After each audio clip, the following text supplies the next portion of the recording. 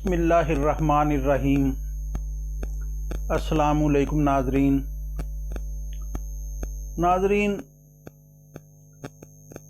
ایک تو آپ نے یونیورسل ٹروتھ ایک مصرع سنا ہوا ہے کہ آواز خلق نکارہ خدا است، کہ خلق کی جو اجتماعی آواز ہے وہ پروردگار کا ہی پیغام ہے۔ اور رسالت مآب صلی اللہ علیہ وسلم نے فرمایا کہ کسی مرنے والے کے بارے میں کچھ نہ کہو جو اس دنیا فانی کو چھوڑ کے چلا گیا ہے۔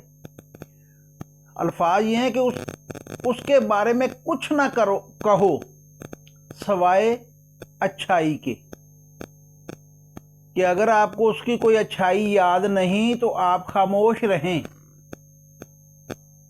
اور اگر بولیں تو اس کی فیور میں بولیں، اس کی اچھائی میں بولیں۔ رسالت مآب صلی اللہ علیہ وسلم موجود ہیں تو ایک جنازہ گزرتا ہے، تو رسالت مآب صلی اللہ علیہ وسلم سن رہے ہیں کہ لوگ اس کی اچھائی بیان کر رہے ہیں، تو رسالت مآب صلی اللہ علیہ وسلم نے فرمایا کہ واجب ہو گئی۔ کچھ دیر بعد ایک اور جنازہ، تھوڑی دیر میں دوسرا جنازہ گزرا تو لوگ اس کی برائی کرنے لگے، تو رسالت مآب صلی اللہ علیہ وسلم نے فرمایا کہ واجب ہو گئی۔ اصحاب رضی اللہ تعالیٰ عنہ نے استفسار کی، عرض کی، یا رسول اللہ صلی اللہ علیہ وسلم، دونوں جنازوں پہ آپ نے ایک ہی بات کی، پہلے پہ بھی جس میں اس کی تعریف ہو رہی تھی مرنے والے کی،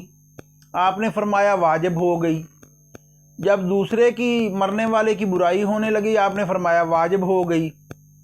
آپ رسالت مآب صلی اللہ علیہ وسلم نے فرمایا،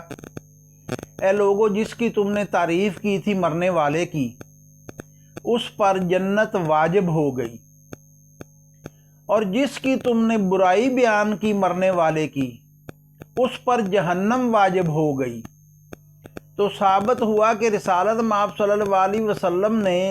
انہی خدشات کے پیش نظر یہ ارشاد فرمایا تھا کہ مرنے والے کے بارے میں کچھ نہ کہو